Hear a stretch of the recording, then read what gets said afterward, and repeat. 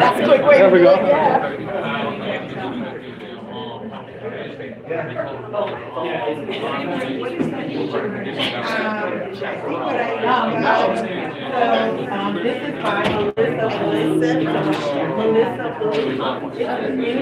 This is by Melissa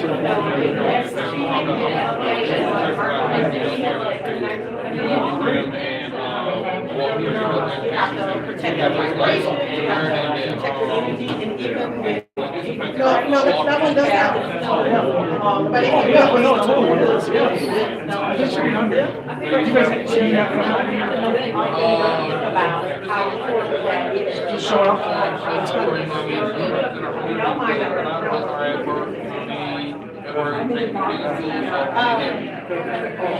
Nice to meet you. Hey, Jason, how you doing? Good to see you. Thank you. Yeah. This seat might be over. This one's taken. I will see you. How's it good to see you? Yeah, you can see you. Yeah. Yes.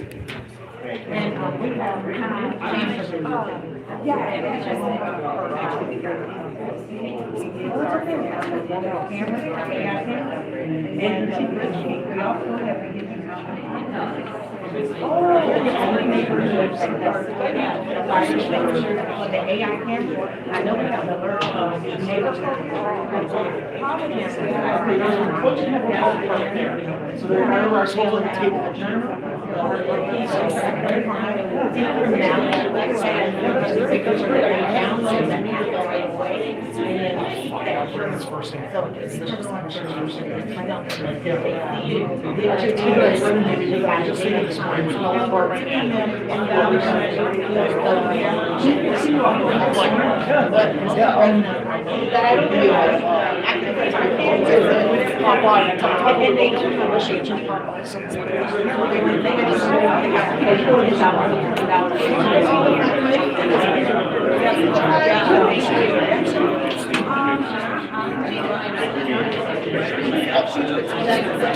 Oh, sure, that'd be great. Let me get you my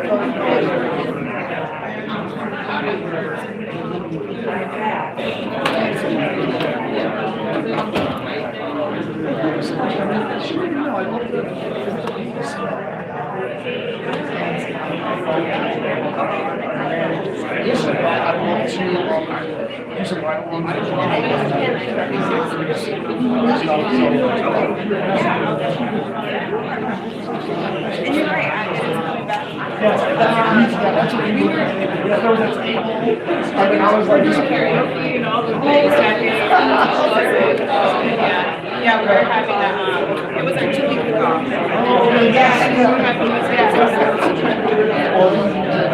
Have a great day.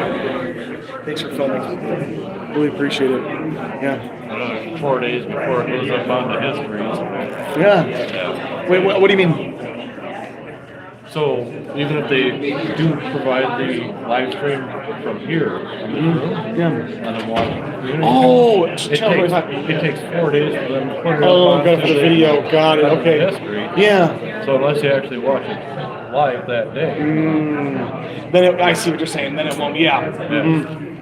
No, that makes sense to me. Yeah. I mean, I know that they do 4 support days it. for some of this is forever. I know in today's news cycle, seriously. Yeah. Yeah. Seriously. So, and I know I need to say hi real quick to the chief of fire chief.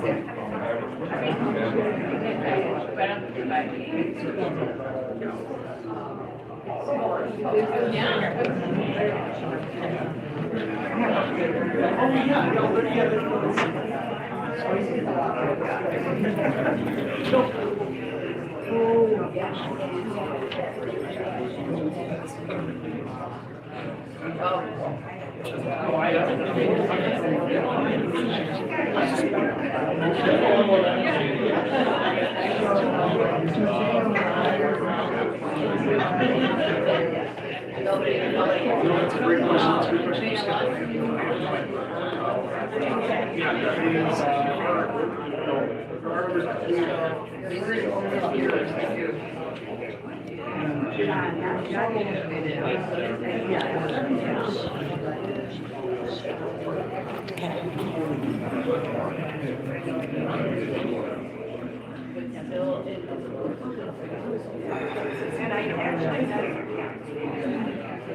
Yeah, no, I don't know if you've noticed that strategic position myself. Theoretically, and years ago, I so would you know that when you know that?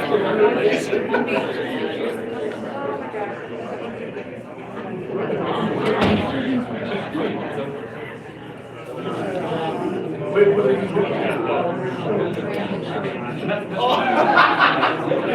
Well, if he doesn't know, I'm gonna need you to step up. I need you to step up.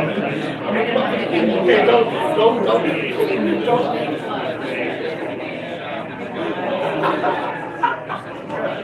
Yeah, no, don't, yeah, I know, don't blow my side. Yeah, okay, I mean, that's, like, I have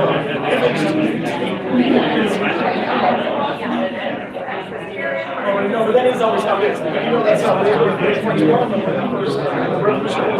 first came about was because of speakers.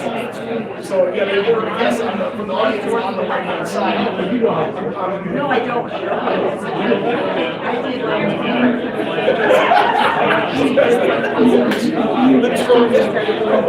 I think, you know, one of the things I think the public will appreciate. I got you. You know, little nuggets of historical wisdom. It's like, oh, well, the French one, they just quote the terrors. What was that? Yeah. The reign of terror. Yeah. The reign of terror. Yeah. They just reference the reign of terror.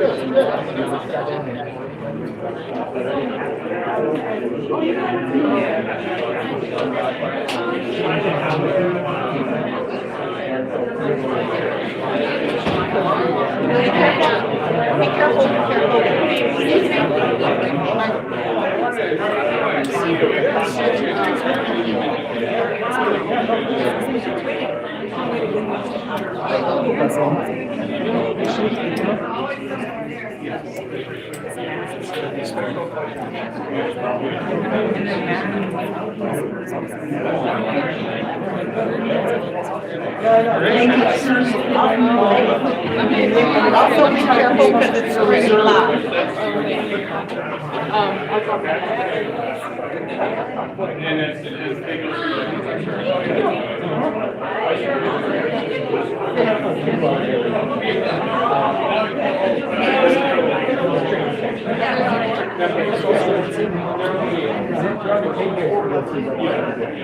Right outside the door, there's a bunch of stuff.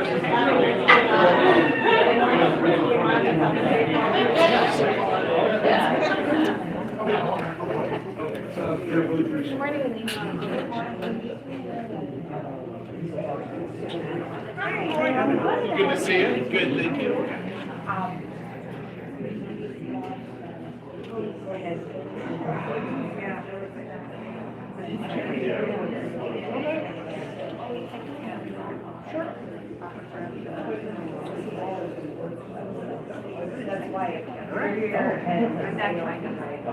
She is trying to hide, she's a drunk. Yeah, And she's a celebrity. that makes sense. Like you.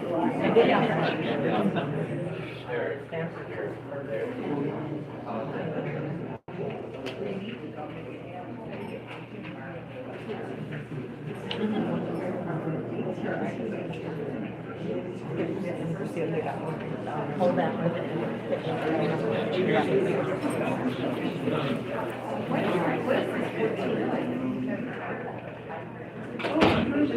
How are you doing?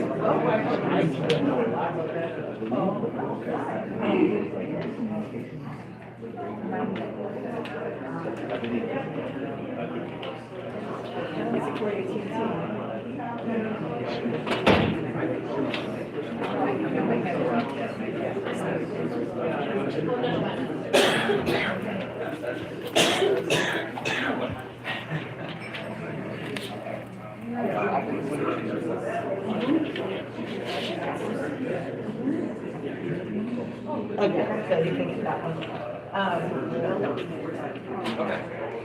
Hello, Mr. Morgan. And I'm Morning, loving the welcome video. to the Thursday, March 12th meeting of the Public Safety and Health Committee. It is 9:08. I'm Alderman Scott Spiker, Chair of the committee, joined to my right by Vice Chair Alderman Vergellis, joined on the big board by Alder Chambers. We will be joined momentarily by Alders Taylor and Moore. We have a very full agenda. We'll get to item 6 momentarily, but first we'll dispense with the first 5 items. So, watch it go. Items 1 through 3, Alder Vergellis would move that these items be referred to the Steering and Rules Committee. Are there any objections? Any of the 3 members? If not, then so ordered. Moving on to item 4, file number 251872. This is an ordinance relating to parking controls. Good morning, Mr. Chair, members of the committee. Scott Ryan Bacher here with the Department of Public Works. Today we have a few changes to the city's parking regulations. First is to remove the no parking anytime restriction on the north side of West Thurston Avenue from Teutonia West to the First Alley. This is to free up some parking for residents. Second, we are proposing to install no parking anytime signage on the west side of North 97th Street from West Lisbon Avenue to a point 50 feet south, just to improve traffic flow for residents. Third, we are proposing to implement a 2-hour parking restriction from 7 a.m. to 5 p.m. Monday through Friday along the east side of South 10th Street from Greenfield to a point 150 feet north of that. This is to create turnover for residents, just because there are some vehicles being stored on the street long term. Finally, we are proposing an exception to the city's alternate side parking regulations on South Allen Street for 1 block between Delaware and Kinnickinnick. All of these were coordinated with the local alders. Happy to answer any questions. Very good. Any questions? If not, Alder Vergellis has moved to recommend passage. Are there any objections? And so ordered. Moving on to item 5, file number 251873. This is an ordinance relating to traffic. Yes, there are a few changes to the city's regulatory traffic control devices. First will be to install a stop sign for the westbound direction at Townsend and Pierce. Secondly, this would install always stop signs at the intersection of Arthur and South 90th Street. And finally, this file will install always stop controls at the intersection of Triple I and 78. Similarly, all of these were coordinated through the local alders. Happy to answer any questions. Any questions? Alder Vergellis moves to recommend passage of the ordinance, and hearing no objections, so ordered. Thank you. Thank you. It's now 9:12, so we are set to begin our 9:10 agenda items. And we'll read in, yeah. Sure. So On the last two. Alder Taylor has asked for reconsideration to be recorded as a yes. Hearing no objections to either of those. So ordered on items 4 and 5. Mr. Chair, items are 1 through 4 as well, please. Okay. Thank you. 4. No, I was not here. 1 through 5, just in case. All right. Yes, 1 through 5, yes. Okay. Moving on. Thank you. Item 6, file number 251798. I'll read in 6 and 7 and then invite folks to the table. This is a substitute motion modifying the Milwaukee Police Department Standard Operating Procedure 340, uniforms, equipment, and appearance. Sponsored by Alders Samaripa, Dimitrievich, Brower, Perez, Bauman, and Moore. Also reading in item 7, which will have a sub for, file number 251795. This is a substitute motion modifying Milwaukee Police Department Standard Operating Procedure 460, use of force. Sponsors Samaripa, Brower, Dimitrievich, Perez, and Bauman. Dimitrievich, or not Dimitrievich, Samaripa. Here. So, since these are modifications, proposed modifications of police department SOPs, we'll invite the chief to the table, but we'll have one of the sponsors speak first, just so folks understand what's going on. So, Act 12, passed a couple years ago, took the, as it were, rulemaking authority out of FPC's hands and placed it, the ability to modify or rescind an SOP change, placed it in the council's hands by a 2/3 vote. But I was vocal at the time and continue to be vocal that just because the legislature saw fit to move the FPC's authority in this regard doesn't mean we have to play along. So I think we do better as a government if we have the input from multiple perspectives and multiple bodies. So it's going to be my practice, as long as I'm chair, to encourage that first items relating to SOPs go to the Fire and Police Commission and receive their extensive review, cooperation, and on assisting with public input. They have their meetings at night where more of the public can attend. And in addition, have their conversations with the police and fire chiefs, depending on whether it's an SOP or SOI, which they still have the authority to, one, name and to issue directives to. So with that in mind, you might say, well, then why the heck are you scheduling these items that relate to SOPs? Well, in both cases, it's my understanding, and I'll let the sponsors speak to it, that the sponsors have reached an accommodation with the police department, and so that everyone's rowing in the same direction. So, not to steal the thunder, although it's agendized as such, the intent is we'll discuss these briefly and then place them on files no longer necessary. So with that, I invite Chief Norman and team to the table and start off with Alder Brower. Would you like to bat for the team here, or would you rather wait for Alder Samaripa? Mr. Chair, thank you so much, and I'm pleased to sit to your far left this morning. Sorry, I wanted to get that joke for Alderman Gullis. No, but yes, if Alderwoman Jocasta joins us in a few moments, otherwise, yes, I can speak to the SOP modification. Would you like me to first, or would we like to hear from the police department first? You can, as the sponsor, just say what the intent was, and then we'll give it over to the chief. Yeah, so the intent with our coalition with this amendment, or excuse me, with this modification to the standard operating procedure, again, I just want to say thank you to the Milwaukee Police Department for being willing to work with us to achieve our aims here. So the intent with this is a substitute motion modifying Police Department Standard Operating Procedure 340, which is uniforms, equipment, and appearance. Basically, what we've seen when there has been a surge in ICE activity across the country is that we have agents, federal agents, who do not wear identification. They conceal their identity. We're going to have an ordinance considering something like this similar later in this agenda, but they conceal their identity. They in unmarked vehicles almost entirely, or vehicles with mismatching license plates, and all sorts of things that are unbecoming of any sort of law enforcement whatsoever. So our intent with this is to have our law enforcement here in Milwaukee held to the highest standards of accountability and conduct here. So we offered this motion to raise the bar for our officers to make sure that when they're on public, they're clearly identified. They're not concealing their identities to the public, unless of course it's absolutely necessary. But we are, so we've put this forward, this SOP, to accomplish that. And in the course of that, we've had conversations with the Milwaukee Police Department, and specifically Alderwoman Zamaripa has been leading some of those discussions, and she may join us in a moment.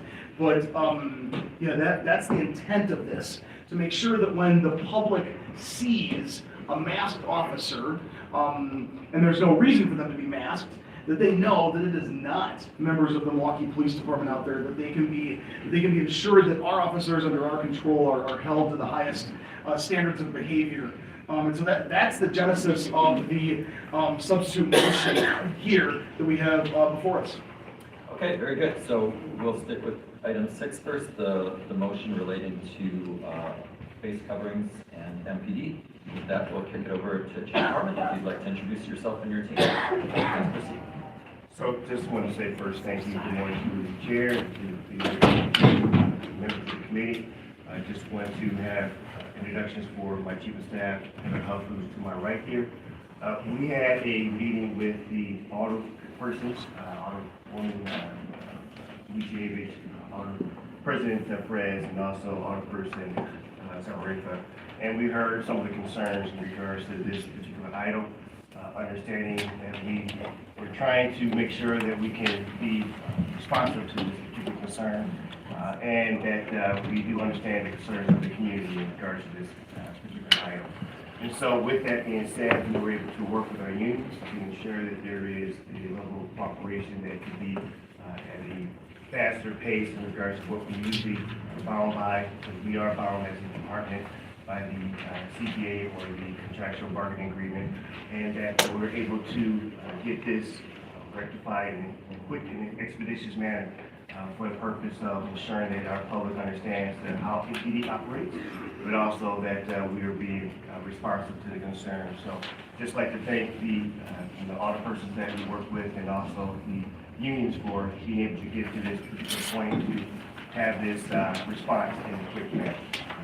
Very good. And we're joined at the table by the chief sponsor, Alder Zamaripa. Alder Zamaripa, would you like to say a few words? Yes, thank you so much, Chairman Spiker, and good morning to members of the committee and the public, as well as Chief Norman and Heather Huff. First, I want to apologize. I thought it would take a little bit longer on the initial items of the agenda, but such an efficient committee you are. All right, I'm Alderperson Jocasta Zamaripa, and I come before you today on 3 files. So I thought I'd try to roll it all together, if that's okay, Chairman Spiker. Let's first, if you'd like to say something about the face covering, then we can. You want to take it one at a time? Okay, all right. So that would be item number 6. Correct.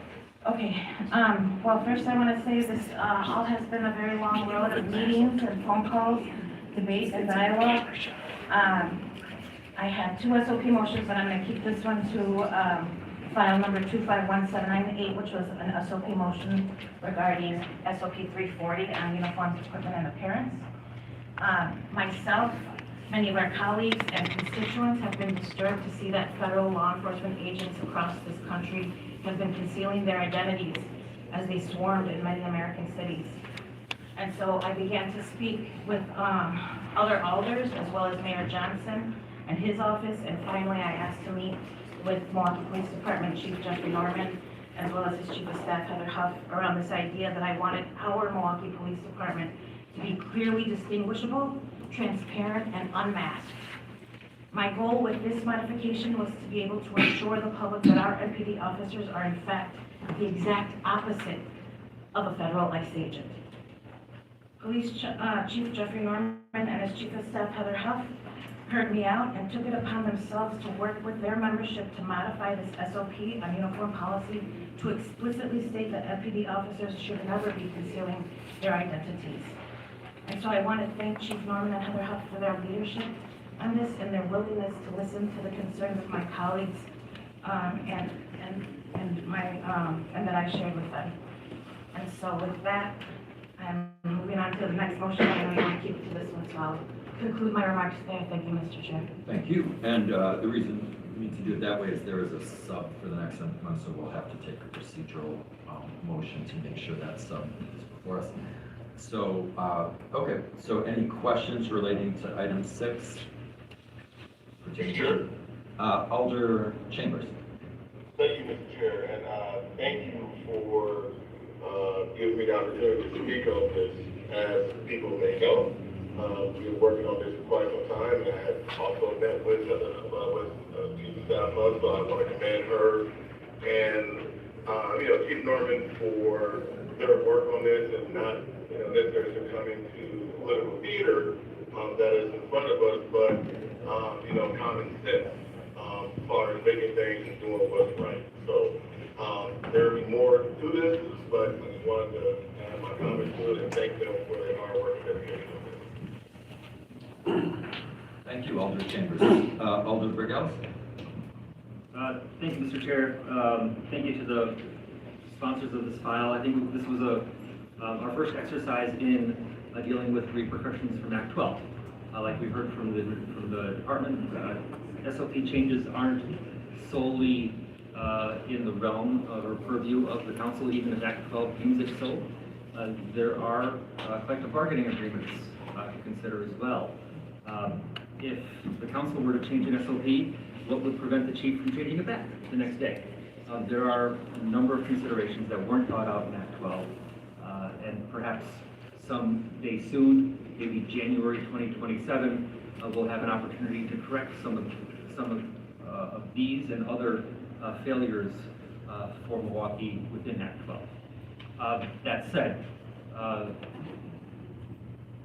what we saw in Chicago and Minneapolis and other cities from federal law enforcement was not law enforcement. It's clear that those actors abused their position and abandoned any common sense convention of constitutional policing and law enforcement. This substitute motion addresses part of that concern. We certainly have more work to do, but I think it's an important first step. And because of the ambiguity with Act 12 and policy from the prior police commission or not, instead of placing this on file, I would like to hold this item to the call of the chair so that it would be available should the council need to return to it in the future. Thank you, Mr. Chair. Okay, so it's Alder Zamaripa's as chief sponsor. Is that something you would be warm to or not? Well, I again wanted to reiterate for the public that Chief Norman did work to modify this SOP on its own, so I was willing to place it on file today. But of course, I leave up the decision of what the committee wants to do to the committee members. Yep. If you had your 2 cents, do you care one way or another? I hadn't heard the thing Alder Brigels was suggesting, so I haven't thought about it, but just interested in your take. It also is news to me. So wanted to, of course, I appreciate Alder Brigels' remarks greatly. And so the motion would be to hold it then, because there could be a desire to bring it up in the future, is that correct? There could be a need to bring it up in the future. I suppose the rationale would be if the chief takes the back seats, which he has given no indication he would, then the motion would be sitting, I guess. I don't want to put words in one's mouth, but for our future chief. Well, again, I suppose I would leave that up to the committee. I don't want to surprise folks. We've been working together and trying to come to compromises and the like, and I certainly don't want to pull 180 on folks that I said I would be willing to place this on file, given our work together on this. Okay, yep, no, I agree. These things should be sorted out. Yes, Alder. Just a quick, yeah, thank you so much. Just a quick procedural question or musing. You know, putting something or holding to the call of chair doesn't, I mean, it does allow what the alderman is attempting to do, which is that we can bring up in the future, but placing something on file does not eliminate the concept of that particular legislation into eternity. I mean, we can bring a file forward in the future as easy as that we can do in a new file in the future. So that's, I just want to make sure that that was a possibility. And all files, you know, that aren't acted upon at a certain time do eventually get put to rest anyway. So if we were talking about the possibility of looking, if somehow need to be brought up years in the future, it would already be put to rest as a matter of our council calendar anyway. So just some 2 cents in for the listening audience as well. Yep, and that's a fair and good point. So just because you place something on file doesn't mean you can't recreate a version of it, you know, soon after. I guess one thing I would note is when I agreed to schedule this with the chief sponsor and Alder Brower, it was with the understanding that it was going to be placed on file. I wouldn't want to send a message to the chief that we say thanks and then do something else. And there would also then be a live opportunity for somebody to bring it out of committee on the floor, which, you know, would not be possible if it were placed on file long term. So, okay. So with that, do members have a wish? Alder Taylor, I'm sorry, I Yeah, forgot. just before you do that, I had, there were quite a few of these files coming forward. One of my goals was just to make sure that there was a police department and Chief Norman or more with some of them. This is one that accommodated for MPS, made those exceptions, and not knowing that Chief Norman and Heather are in agreement with this change, I had asked to be added as a co-sponsor on here, so if I could be added as a co-sponsor, knowing that it will fit in with expectations with the standard that has been set by you. Okay, very good. Let the record reflect Alder Taylor's co-sponsorship. Any other discussion? So the motion before us is to hold. I'll be voting no, just to preview it, so it's not to I would upset. object to that as well. Okay, we'll take a roll call vote then. On the motion to hold the file.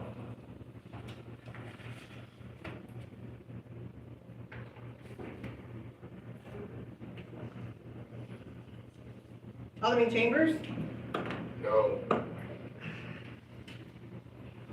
Alderwoman Moore? No. Alderwoman Taylor? No. Alderman Regales? Aye. Mr. Chair, Alderman Spiker. No, motion fails 1-4. Is there another motion? Place on file. Alder Chambers has moved that the item be placed on file. Are there any objections? If not, then so ordered. Thank you. Moving on to item 7.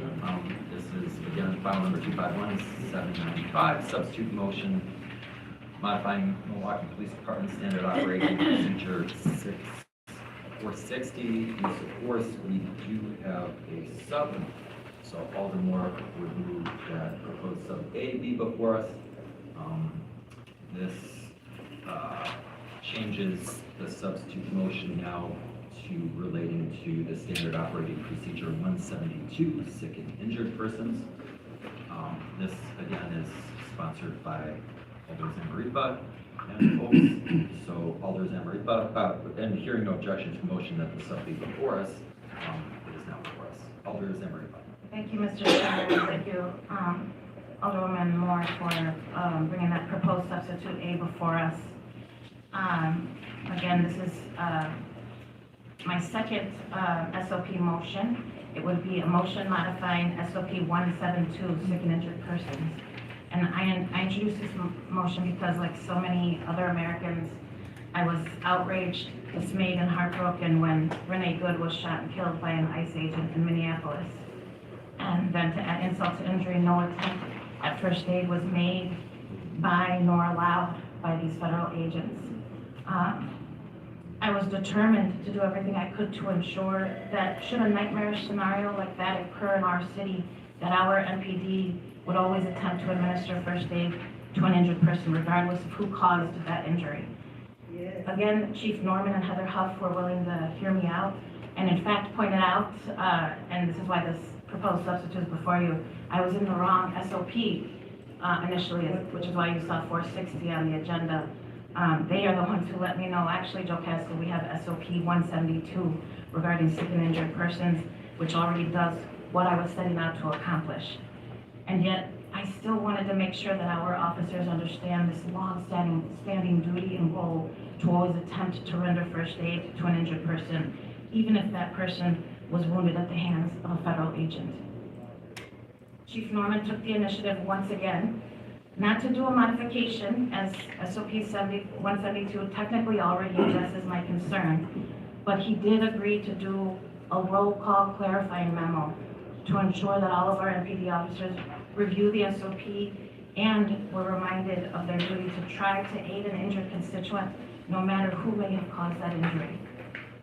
Again, I want to thank Chief Norman and Heather Huff for hearing me out, hearing our constituents out, and taking action, and to continue doing everything that we can to keep our folks safe and reassure them that we are committed to continuing to foster positive community relations in our city of Milwaukee. Thank you, Mr. Chair. Thank you. Chief, would you like to comment?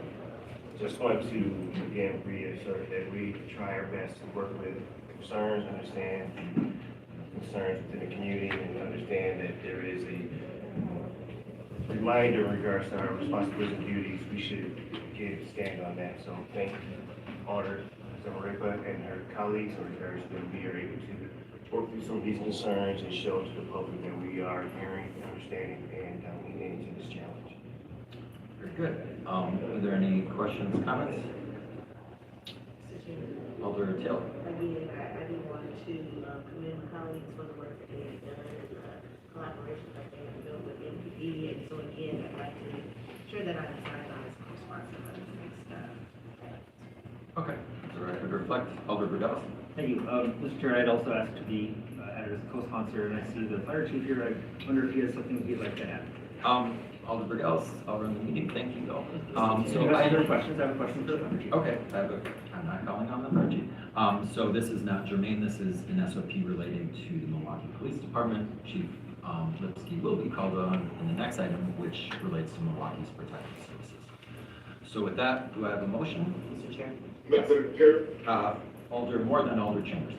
I think it was originally on this file. I don't see my name on it, but just wanted to make sure that the record reflects that I was one of the co-sponsors as well.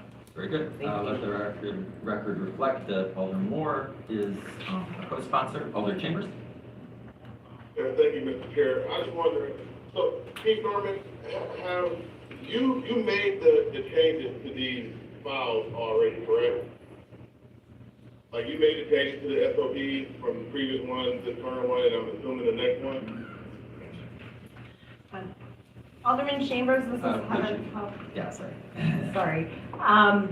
The first. Sorry, did you introduce yourself? Heather Huff, Chief of Staff. Okay, sorry. The first SOP we discussed, the last file, there was a change made related to an explicit statement that officers shall not use facial masks to conceal their identity. The second SOP that we're in discussion about right now, we had an SOP, sick and injured persons, that did indeed say there is a duty for our officers to attempt to render aid with a procedure for that, for everyone. And we just clarified that through a roll call memo to say including other agencies, if the injury is caused by other agencies. So there was no need for an SOP change for this particular file. So therefore, there's no need for this file to be up if you already made the adjustments, correct?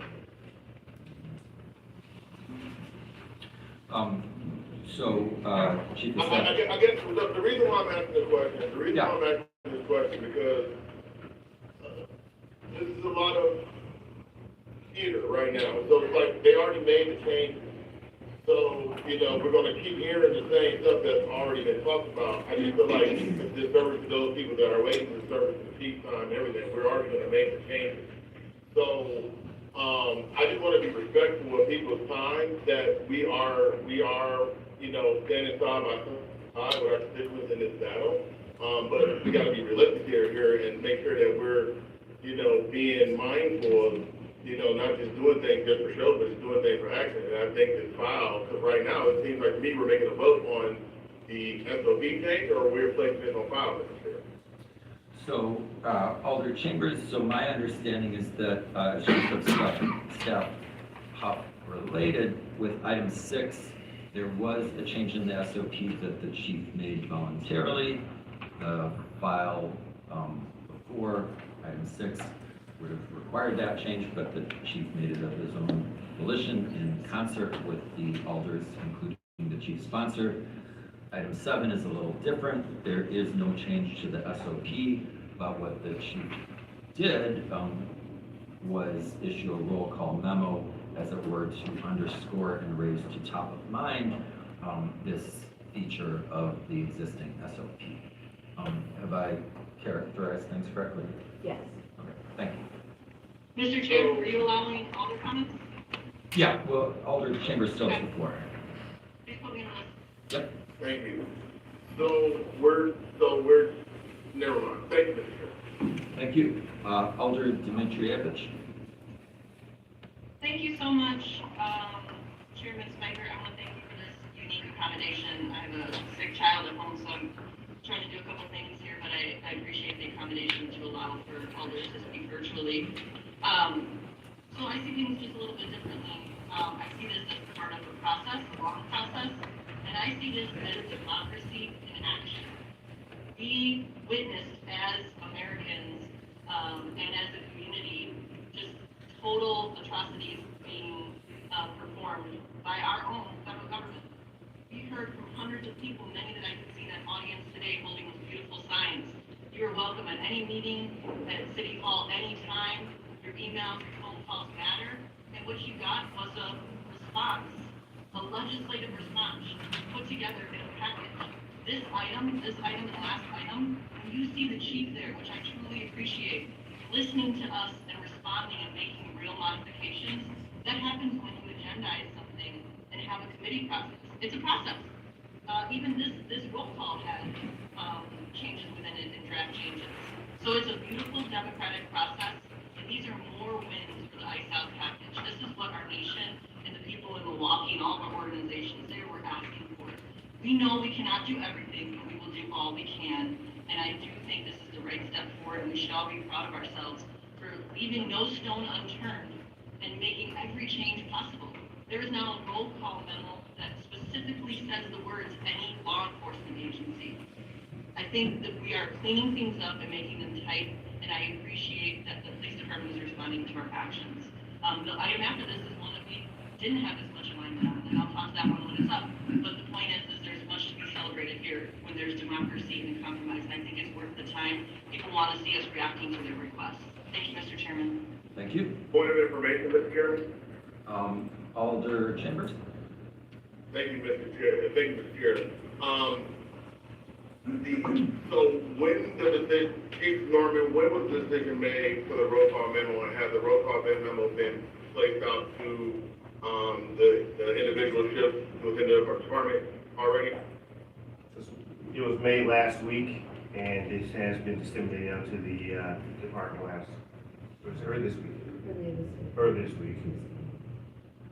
So this memo change, this memo, I guess Miranda would have been here with or without this committee, correct?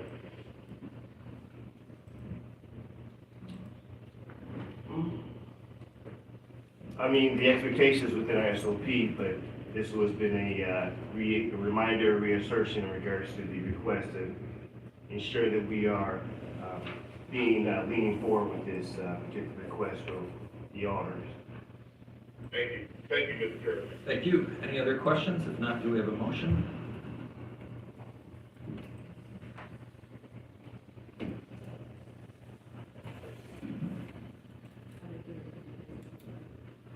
Alderman Taylor has moved that this item be placed on file as no longer necessary. Are there any objections? None. One objection by Alderman Burgess. Motion carries 4-1. And the item is dispensed with. Thank you very much. Moving now to item 8, file number 251951. This is a substitute resolution relating to the rendering of first aid by Milwaukee's Protective Services, inclusive of the police and fire departments. Alder Zamaripa is sponsor, chief sponsor, along with Alder Moore. Alder Zamaripa. Yes, thank you, Mr. Chair. This one is a symbolic measure, a resolution that I'm honored to put forward with Alderwoman Moore, as well as Alderman Brower, and I believe Alderwoman Dimitrievich wants to be signed on as well as a co-sponsor. But I put this resolution forward around rendering first aid by our Protective Services, which is why now we see Chief Aaron Lipsky at the table from the Milwaukee Fire Department. I wanted to put forward this symbolic resolution knowing that we had worked together on the last SOP motion. Chief Norman indicating that, again, was already addressed in 172, but he was willing to do a clarifying memo to all of his membership, which I greatly appreciate. And it was Chief of Staff Huff who put it on my radar that, hey, Joe Casta, don't forget the fire department, who are devoted to, of course, rendering aid to our constituents. And so conferring with MPD as well as Chief Lipsky at MFT, I put together this symbolic resolution that just speaks to our Protective Services and their long-standing efforts to make sure to render first aid to injured community members, regardless of the circumstances leading to that injury. And so I just want to thank Chief of Staff Heather Huff in particular, who helped me with some language here, and Chief Aaron Lipsky as well, and of course Chief Norman for their continued input and insights. And so I put forward this symbolic document today to continue to reassure our constituents of our commitment to their public safety. Thank you, Mr. Chair. Thank you. And we're joined at the table by Chief Lipsky, as well as Chief Norman. So we'll start with Chief Lipsky. Just want to thank Chief of Staff Heather Huff for putting us on the radar. Always appreciate that, and appreciate Alderwoman Zamaripa for extremely good discourse that I think led to language that not only addresses the fact that your Milwaukee Fire Department would never withhold care and has never withheld care based upon anybody's immigration status, based upon anybody's having interacted with law enforcement. We would never and have never, and this, I believe, accurately represents that. I was just getting to my punchline. Threw the timing all off. No, it's good for a little levity, because these are scary times. People are afraid, and I think it is crucially important that we maintain the truths that do exist in front of us. And some of those truths that exist in front of us are what I just said. The Milwaukee Fire Department does not pick winners and losers. We will help anybody who is in need. Yes.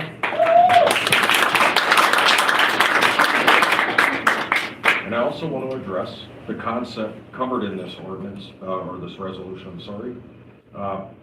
I've been on the fire department for 29 years. I worked in EMS in Milwaukee for a few years before that. So I'm over 30 years providing emergency medical services in this city.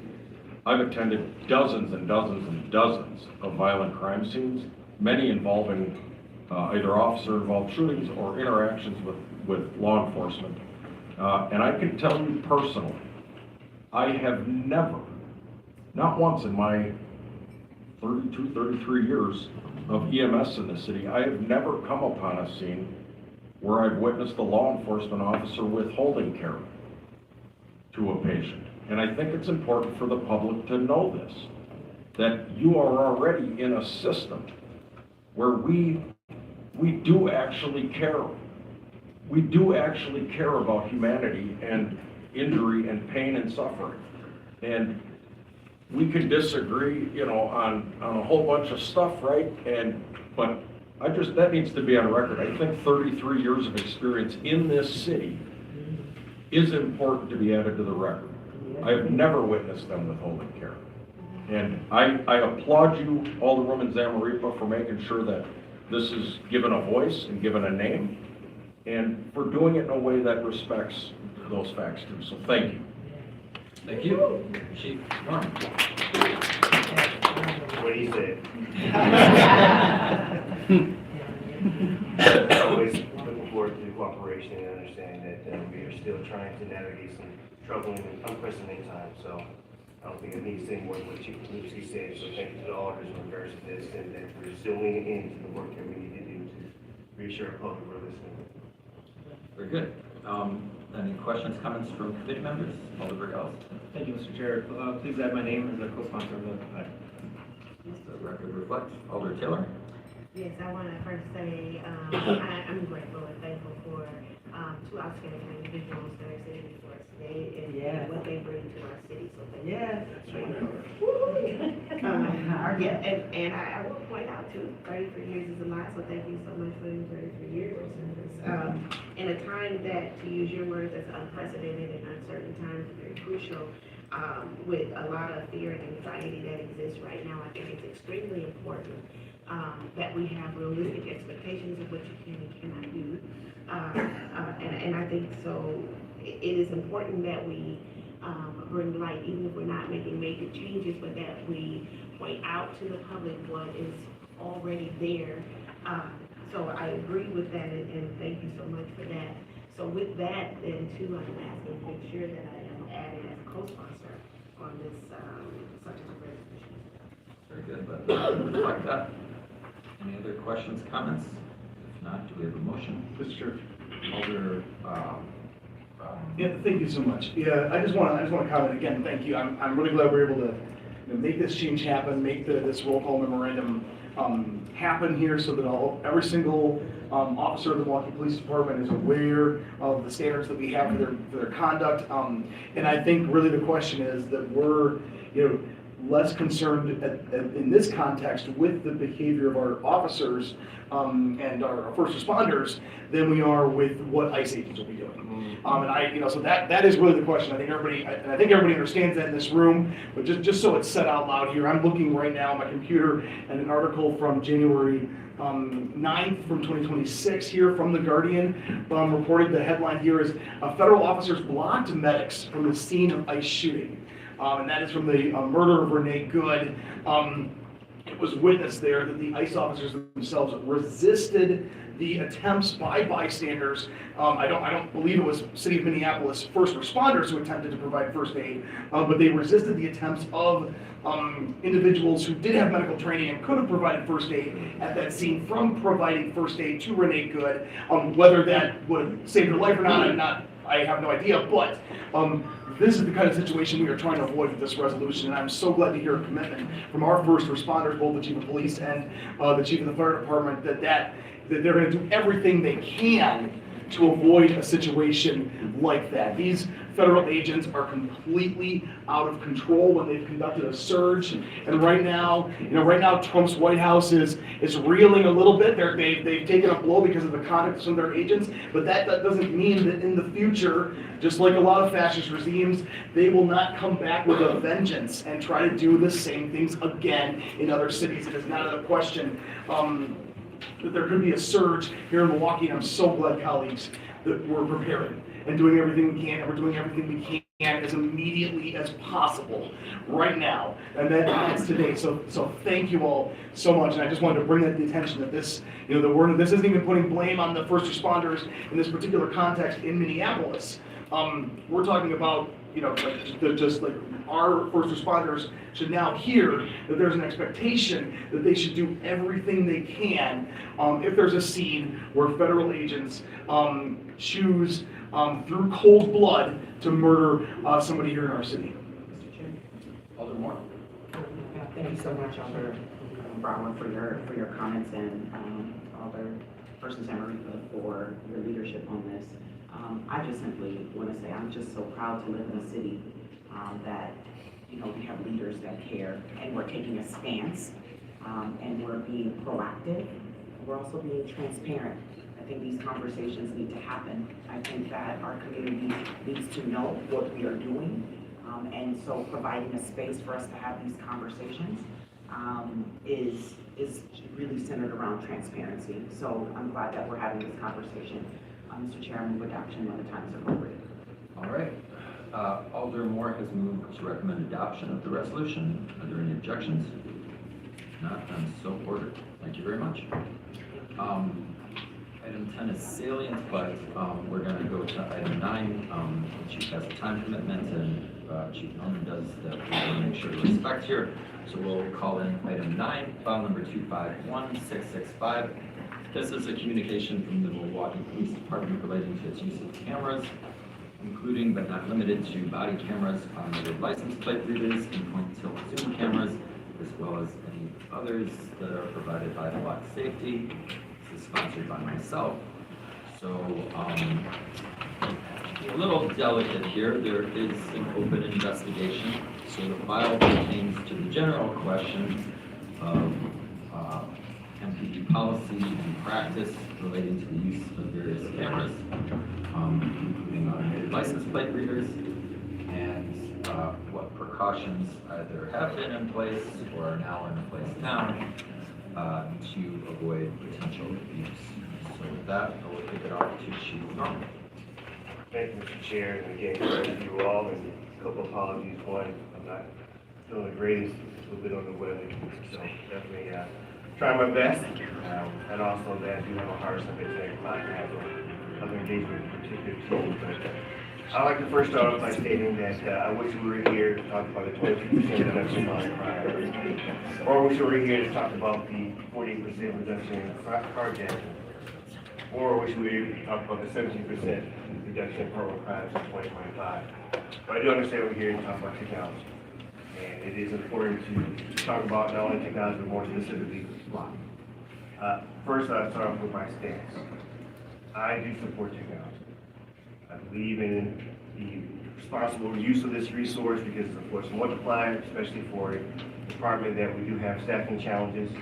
I know that the men and women in Milwaukee Police Department use this for more efficient and effective use in regards to impacting crime within our city, being able to address those type of concerns of missing persons and be able to help for the investigative resource.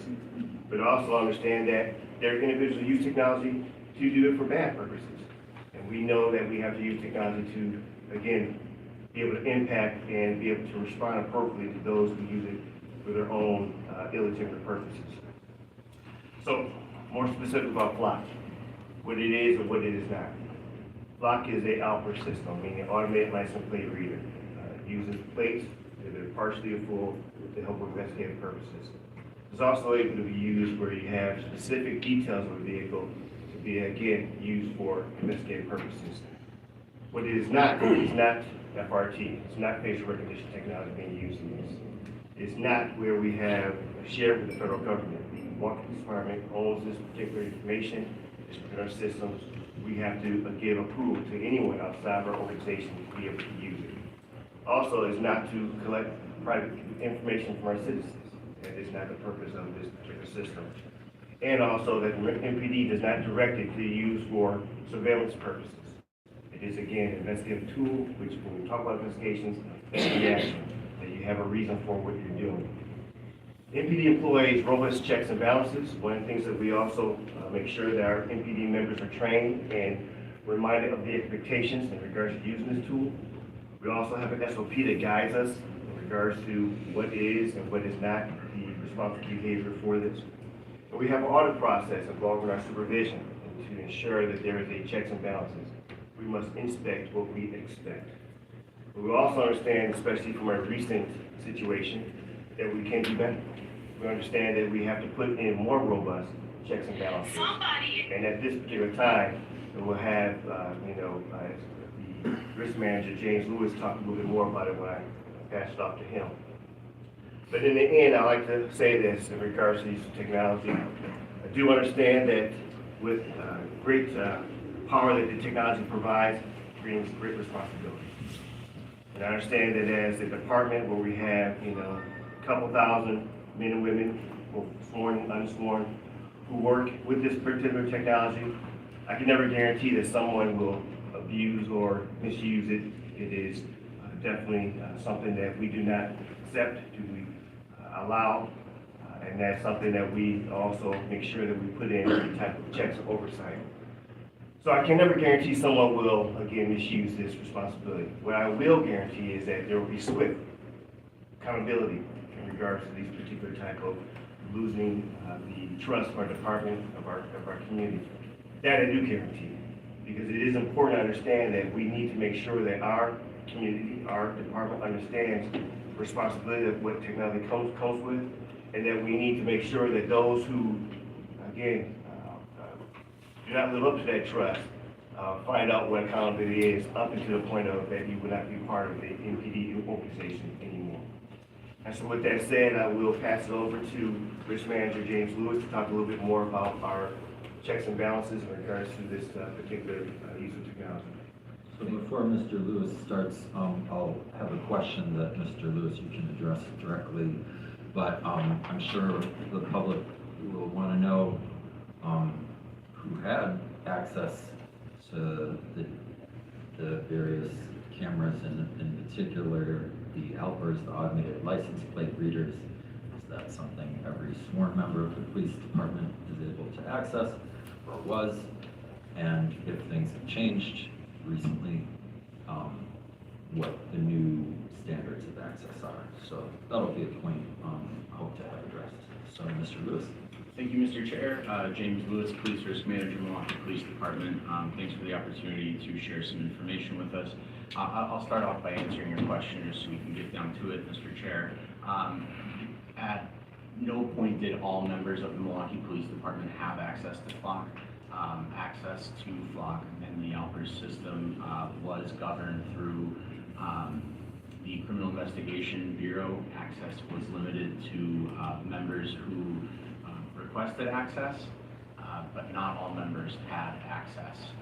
We also, as the chief alluded to, have a balance of sworn and civilian employees. Those would be crime analysts who aid our officers in investigative leads and follow-up. Just to clarify then, so you're not saying that only members of the Criminal Investigative Bureau or CIB had access, that access was governed by CIB. So first of all, you're saying that it's not just CIB members that have Correct. access? Patrol and CIB officers and civilians had access, but it was not a blanket department-wide. If you're a member of the MPD, you get access. It was not that style of access. Right, but just so we're not too clever by half, if a member of CIB or Patrol asked for access, as long as they said what, they were granted. There was a, I don't know the exact, I don't believe that there were magic words that they needed to use, that if they had a purpose for needing it in their investigation, or if their division or bureau believed that they needed it, that they were able to ask for it and receive it. And do we know how many cases of officers asking for that access resulted in them being denied? I don't have that information. I can certainly follow up with the committee on that. Okay, that would be useful information, because you can say, well, only a select group have access, but if anybody who asks from a wider group gets it, then we're kind of playing with words. And then secondly, the current state of play, I'd like to know as well. Alder Brighouse, you had a question on the previous point? Yes. Thank you, Mr. Chair. When someone was granted access previously, what did their training look like when they were given access to the database? Was there any training on FLOC? Yes, there was training on FLOC. When FLOC was originally purchased by the department, FLOC trainers came to the Milwaukee Police Department, and there were a series of trainings that occurred. FLOC does charge additional money for those trainings. So the department had a train-the-trainer program where FLOC would give us, would train our folks, and then our folks would train individuals who later requested access. So everyone who requested access was trained on how to use it properly? They were trained with what the SOP requires and the functionality of flock. We have realized through several news articles and re-looking at this tool that more can always be done, and we've devised a booster pack for any user, and I can kind of get into this because it dovetails to the chair's question, but when we revoked access to flock, which we did recently, in order to get back onto flock and have access restored, we're having our folks go through a booster pack, which is developed through the training academy and through CIB, who administers this and has been trained by flock. A booster pack that explicitly explains what's appropriate and what's not appropriate. Correct. And how to use it so that our audit program, which we've devised, can sort data in a uniform way and find outliers and find people who aren't inputting data correctly very quickly. Because if you're not putting it in the uniform way, it will throw the data off. You will become an outlier user, and you'll be audited in a deep dive audit of what is exactly this purpose, to see if it was just a user error in how you inputted things or otherwise. So we're looking for the law enforcement purpose for every single time that somebody accesses and uses flock to query a place. It needs to associate to an active investigation, and it needs to have an investigatory reason that a supervisor can readily identify through records, which is why you have to input numbers so that the supervisor knows where to look. Thank you. And just sticking with that for a brief second. So, did I hear you correctly in answering Alder Burgellis' question?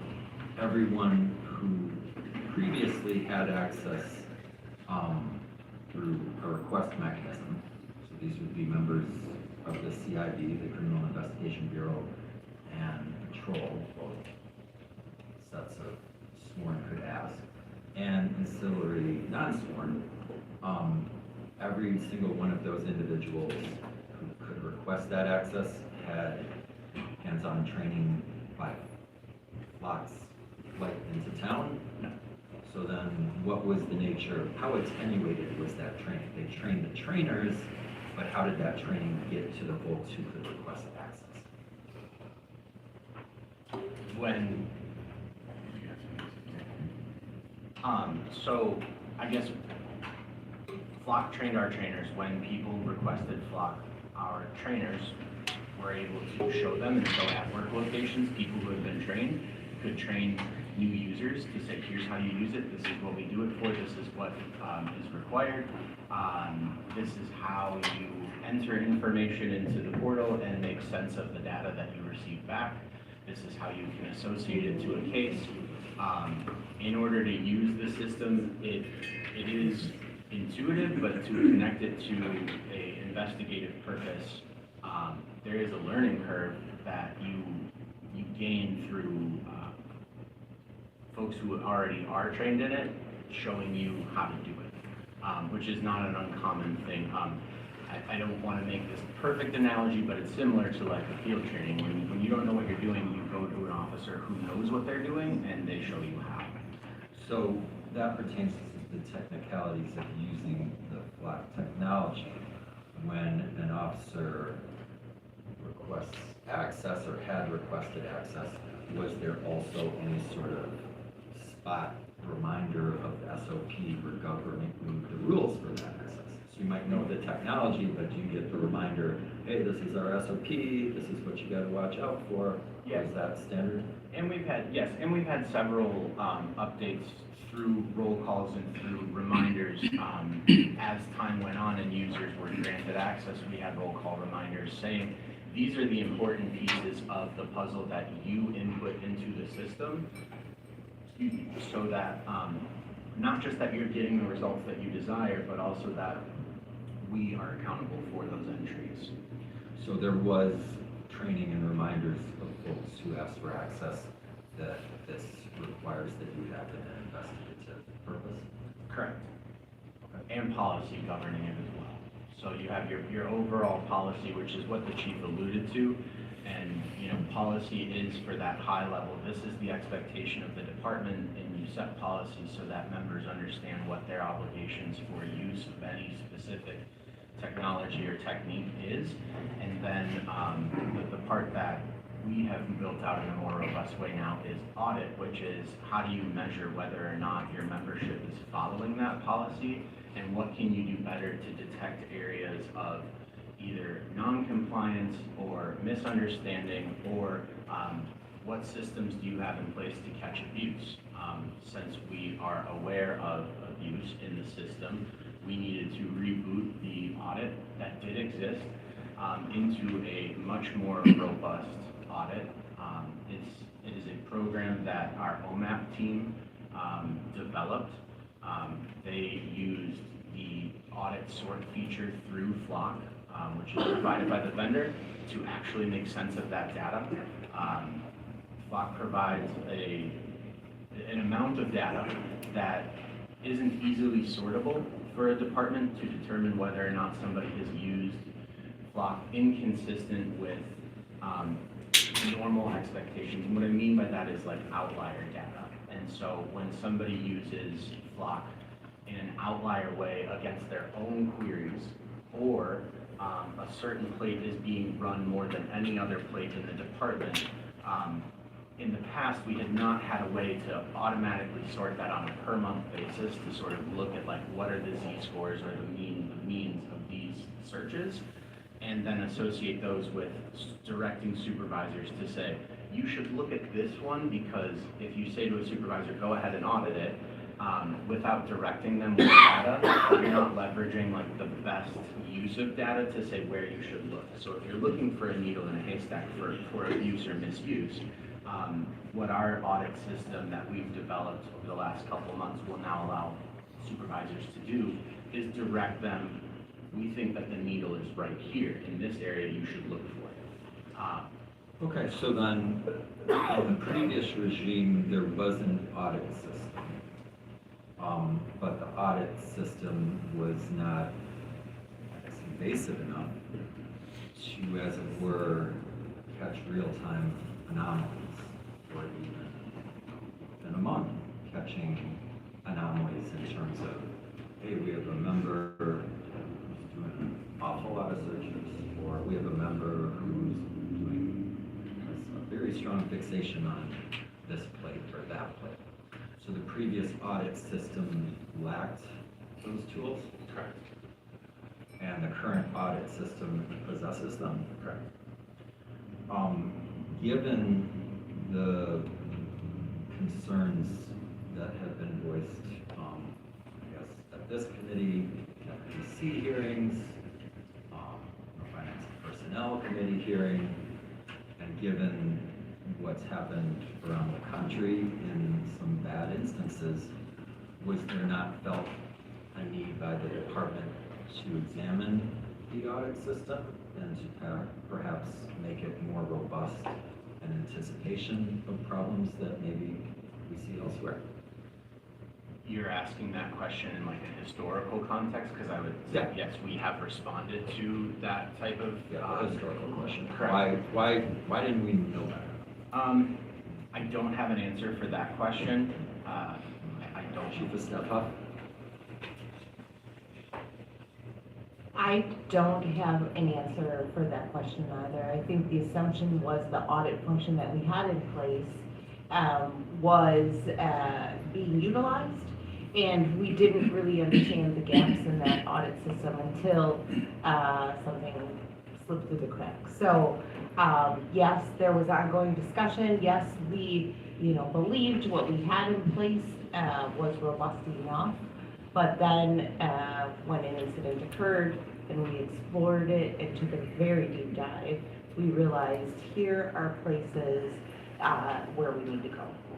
And a last question on this. The Fire and Police Commission has more direct oversight function than this body does with respect to the operations of the police department. Were there any subcommittee hearings or any commission hearings where the auditing tools of the department were examined? Not to my recollection, but I don't know that Lee's here, but he did text me and say that he can speak for himself. Okay. Director Todd, would you like to introduce yourself, and then if you need the question, then feel free. Yes, good morning. Mr. Chair, committee members, Leon Todd, Executive Director of the Milwaukee Fire and Police Commission. So this is one of the areas of emerging technology. It's not something that this FPC specifically has had an opportunity to do a deep dive on, but as part of our 2026 audit plan, which we had created in late 2025 or early 2026, FLOC or ALPR is a subject matter that we do intend to do an audit on this year.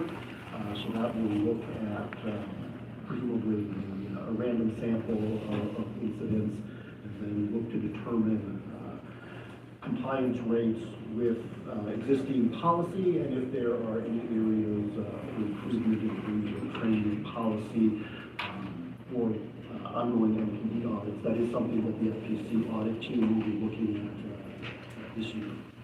And does the FPC, when a department, whether it be police or fire, adopt a new technology, is there any look given by FPC as the oversight body to ensure that a proper amount of caution is given? Because if you have to wait to run the full audit, well, by then you have a year's worth of issues potentially.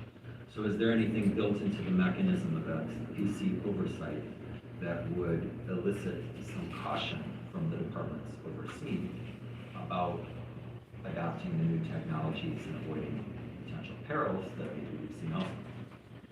And I believe that, correct me if I'm wrong, I believe NPD acquired this technology in 2022 or early 2023.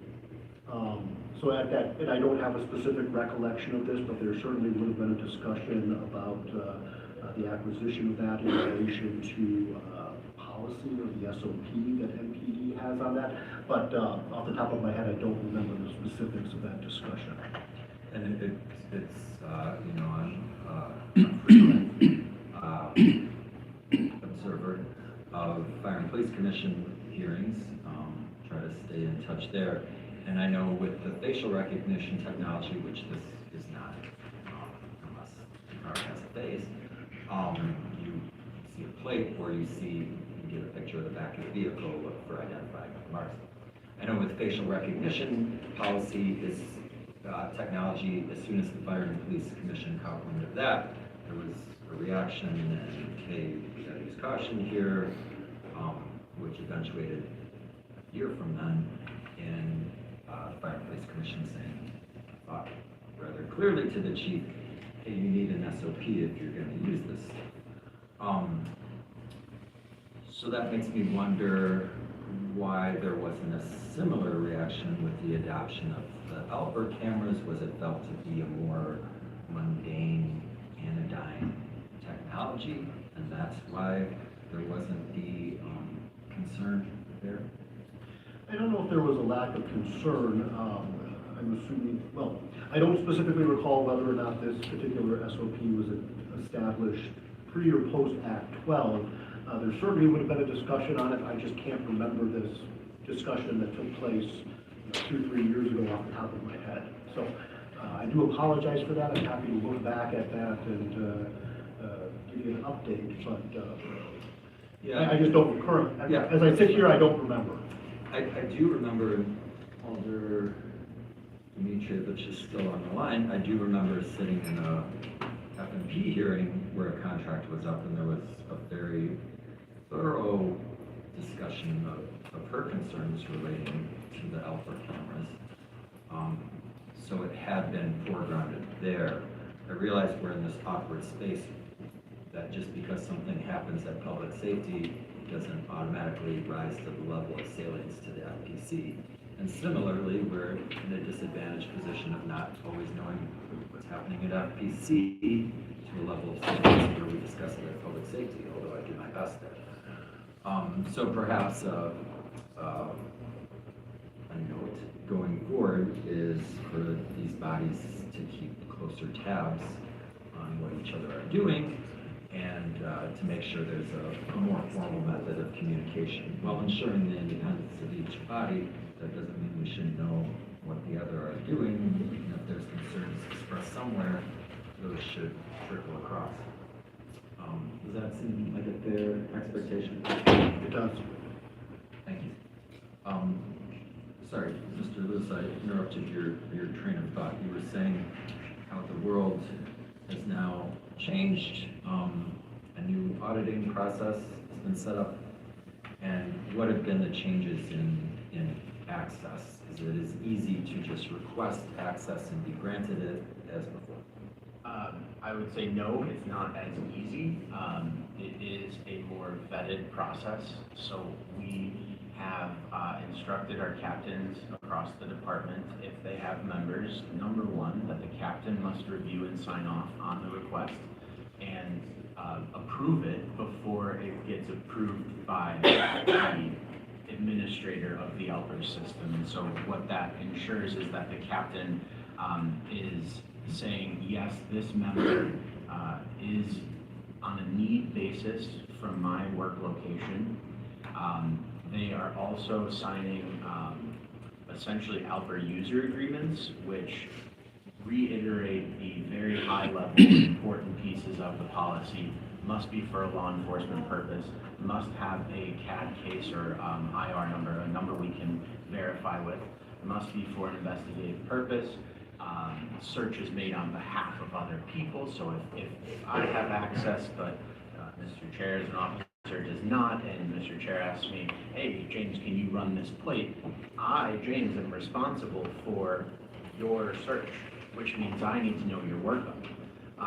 We've also made that user agreement will be signed by the member, signed by the captain.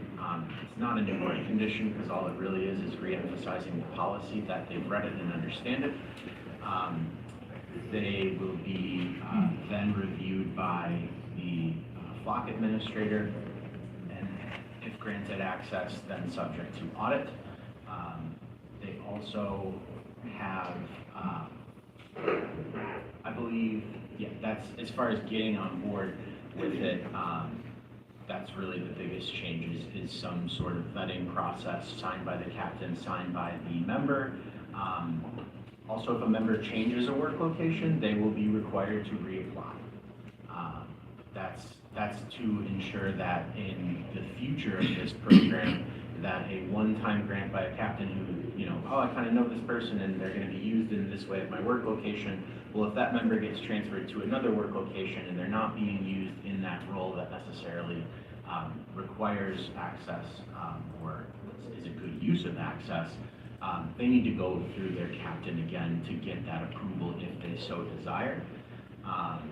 We also reminded our members, of course, any a non-compliant or abusive search is subject to discipline. I think that is a message that has reverberated through the department without being specific, but just looking at the news.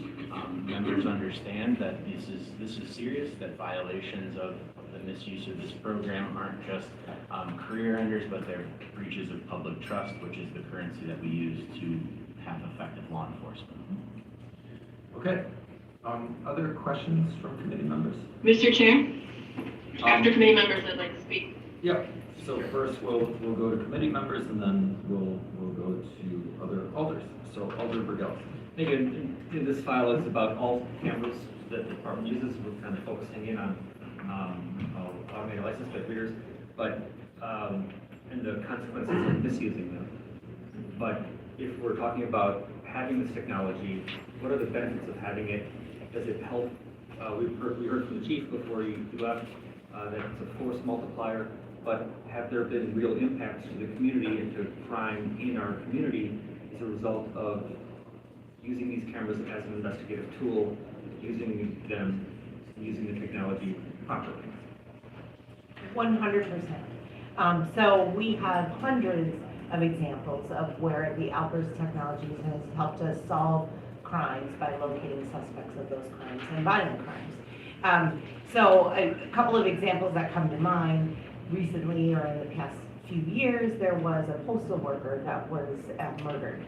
and Alper's cameras were utilized to find the suspect in that case, and it was one of the pieces of evidence that we relied heavily on to track down that suspect and bring that suspect to justice.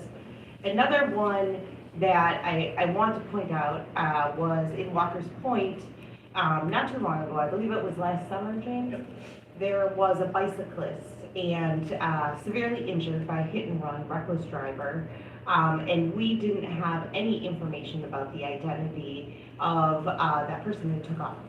And so there was an outcry that, they were seeking the individual that did this, and through Alpers, we were actually able to locate, identify the suspect in that case and bring that suspect to justice. So these, there are Pizza Huts on 76th Street, robbery.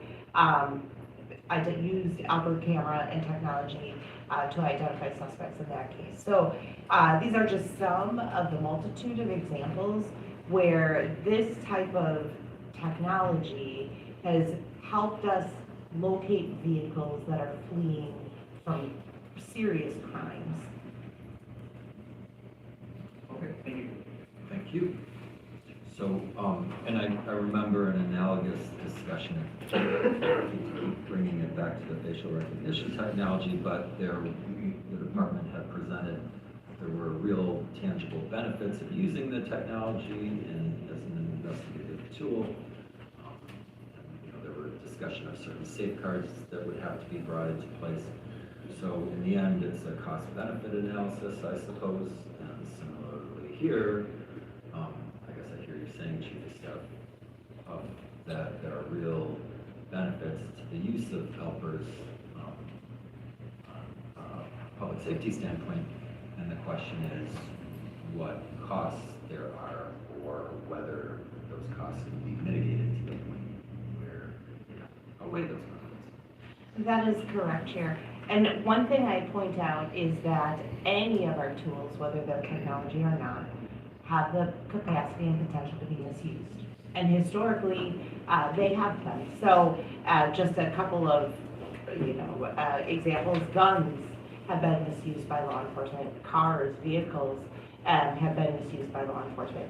This is another one of those things that has the potential for misuse, and we're continually adapting to these new tools and putting things in place to do everything that we can to prevent misuse.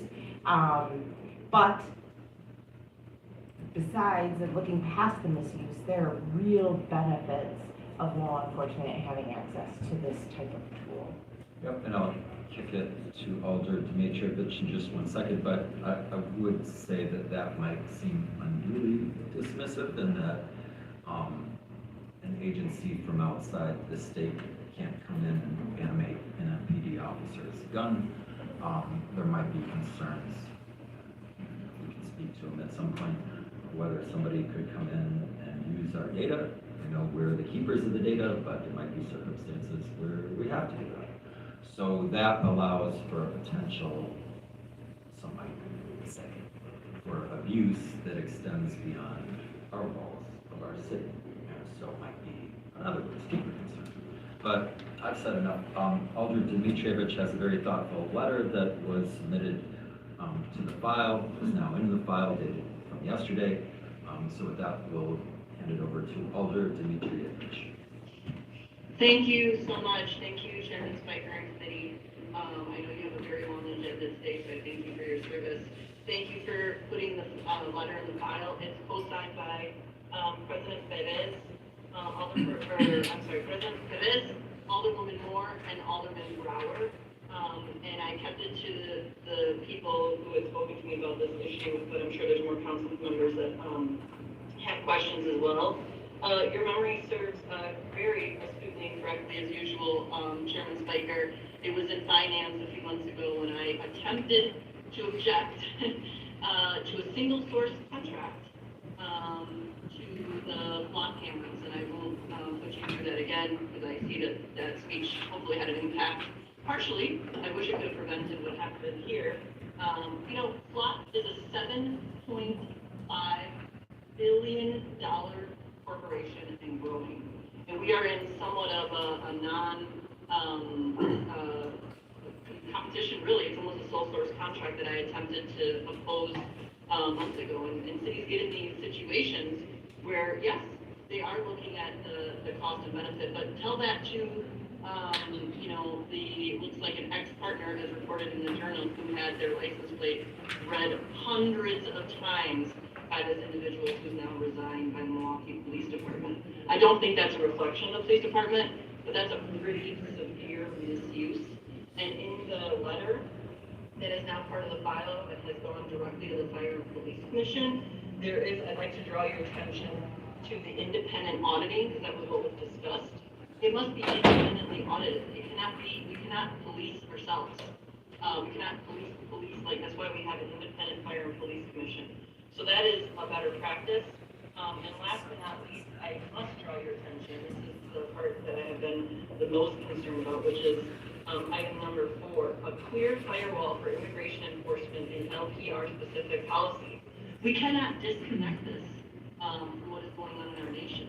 And one could say that if a police officer was able to abuse it this way, how could protocols be in place that the federal government, which is breaking rules left and right, doesn't end up providing a legit judicial warrant to actually access this data? And now what could be caused in that situation?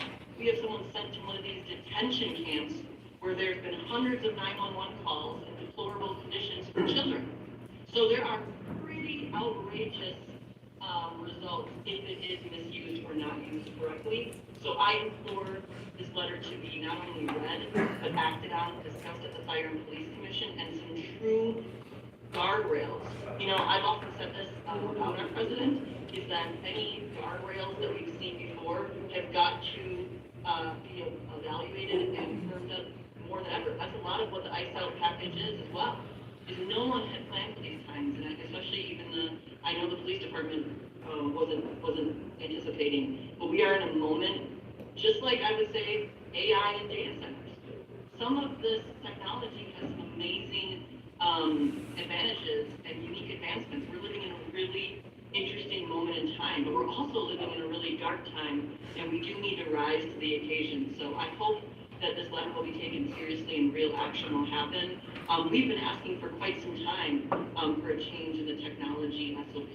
In fact, the Fire and Police Commission discussed it, but didn't have a real change unless I'm mistaken. So this is the time is now. It's too bad it has to be reactive and not proactive. Thank you, Chairman Spiker and the committee. Thank you. Mr. Alder Brower. Yeah, I just want to, first of all, thank you, Alderman Demetrievich, for those comments. That was very insightful. I was so glad to sign this letter, and I know there's other alders that would sign it too as well. I'll just say broadly, like to respond to some of the things the police department has said that are legitimate. That we do not want crime in this city to be occurring. Like I don't think there's not a single constituent or a single person in this room who wants to see some of the things that you've described, happening. And I know that the chief. Just said from the jump that I wish we were here discussing crime reduction. But that's, in some ways, that is a whataboutism, because the issue here that we're discussing with this file and what we're discussing is a issue of power that we have, and because we're the ones who, we the city of Milwaukee, and through our police department, are the ones who are retaining this immense power to, if someone is associated with their license plate, I'm usually the one driving my car. If my license plate's picked up by a reader, somebody can know my whereabouts at any time.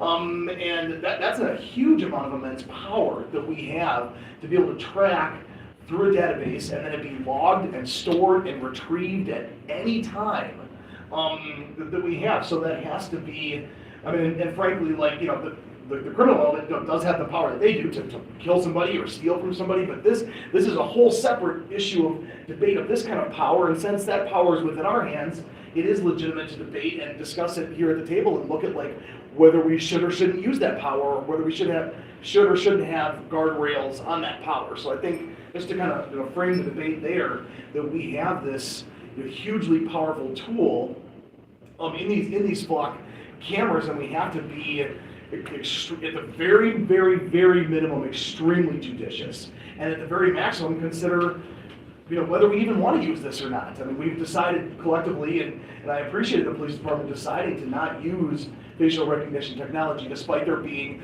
potentially some legitimate benefits to be able to apprehend criminals. But like the cost outweighed the benefits in that situation. And I do appreciate the police department doing that. I was glad to, put out a statement thanking the department for doing that. But really, and as far as the, another issue that was brought up too that I want to bring up is the historical question of whether, when this came up, should we have done a better job? And Alderman Spiker asked a question related to that, and I'll just broadly say that with the emergence of technology here, and with things so rapidly changing, it should not be a question of like putting the maximum guardrails on a piece of technology that we encounter and that we want to use in policing. Or for that matter, anything, right? I mean, we're going to be installing cameras on some of our DPW vehicles to analyze potholes. I mean, that could be that's a recorded video that could be based on the internet. That then, and frankly, if any of this stuff is internet-based and housed on the internet, could be accessed by Homeland Security. I mean, to my knowledge, the Patriot Act gives them the warrantless ability to access that data if it's stored on the internet. I mean, we don't even know when any federal agency is tapping into this thing, our phones, at any point in time, whether that's a phone owned by the Milwaukee Police Department, or a flock camera owned by the Milwaukee Police Department, or a pothole sensor mounted to the front of a DPW vehicle, right? Whether they're tapping into that and potentially using that video, running that video through other technology that could include facial recognition that they have access to. Right, so that's. I just wanted to put all that stuff out there. I'm really, really glad that we have this file before us and that we're talking about this. I'm encouraging constituents of mine to reach out to my office, with your opinions, about the kind of guardrails that should be had. I would argue for them if we're going to use this technology, and we should have that debate be one debate whether we want to use this technology or not, and then the next debate we have is to what guardrails we should put on. And in that particular case, I would argue the maximalist position that there should be the most guardrails and I mean, apparently there was a guardrail that allowed us to discover what this police officer was doing and these allegations to come forward. And so that's positive. There could be others out there. There could be others that are less severe, related to these allegations, less severe than what's being alleged. There could be other, and so do we have a guardrail to catch those even before they're happening? And any time a new technology comes out of the gate, it should be, regarded, with the most hesitancy and have guardrails around it. I mean, I am very cautious when it comes to AI broadly and its implications for job losses, and also just the fact that, in the coming years, most of the content of the internet is going to be AI slop coming out as well. And we should all be, concerned about that, not just for our feeds, but for our, own liberties and all this stuff that's coming out. So I really just want to see us have the most guardrails possible on this. I think this starts that conversation, and I was really glad to sign that letter. Thank you, Mr. Chair. Thank you. Alderman Taylor. Thank you so much. And so as I sat here and listened, I think that technology is good in its place. I think I agree with my colleagues that I heard you say a lot of things that you put in place to sort of oversee the users within the department, but it didn't include public. The public didn't have a say over an oversight over the use of that technology, and I think that's important because with the impact that technology, the negative impact that it can have on the lives of so many people, that I agree with my colleague that numerous amounts of guardrails that we just put in place to make sure that there isn't misuse of that technology. It's one thing to have it in-house, I think it's a little bit different when we utilize some public oversight as well. So I think that we need to, and this is conversations that I've had specifically with Alderman Spiker as well, Chairman Spiker, because he's the chairman of this committee. But for a long time coming, I think it's important that even though we're talking about flock cameras right now, there has been talk about facial recognition technology. And if whether we're using this right now or going to add cameras in the first foreseeable future or near future, we need to be very careful about how that information is used, and who has access, and, because where there's a will, there's a way, and people do find a way around the rules all the time, and there's only so much we can do. So, I think that we need to even just think about, how to incorporate public oversight as well, to make sure that we are, not waiting for things to happen and then we come up with policies, but, anticipating what could happen, because we know some things may be happening, we're not quite aware of it. But we should be anticipating that and planning for it, and implementing those guardrails that were spoken about, by our colleagues. Thank you very much. Any other questions? I guess I have one more. So, with the outburst automated license plate readers, that reader function generates a certain amount of data. That data is data the flock has. So I guess I have two questions here. One is, are there agreements that prohibit flock from sharing that data with other agencies outside of Milwaukee? And two, if we are asked as a police department to share data, under what circumstances do we do so? Under what circumstances must we do so? I realize that's a broad set of questions, but that's obviously the salient point is this stuff we can keep purely in-house, or might others have access to it? I think people's concerns grow to the extent the second question is answered affirmatively, that others do have access. So can you speak just generally to that point? Sure, I think James can provide more details, but the user, the person who has the technology, decides who gets access and who does not. So in essence, there's a switch. And some law enforcement agencies have the switch flipped to allow access. Others, like Milwaukee, have it set where we don't allow access. Can you clarify to access by whom? Other agencies, other law enforcement agencies. So, the nationwide. West Dallas Police Department, but also Arizona. Different states, correct. Federal. Correct. Okay.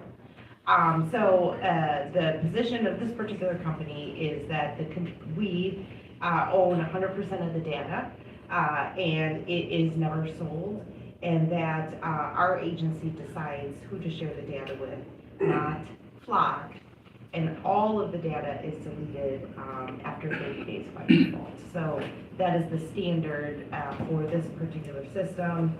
And then, James, if you want to talk about, how that operates for the Just a query. So if the federal government believes there were terrorism suspects in Milwaukee, and they want keenly to know their whereabouts, would they have the resources then to ask or tell our police department, hey, we need access to this data as a means of tracking down this terrorism suspect?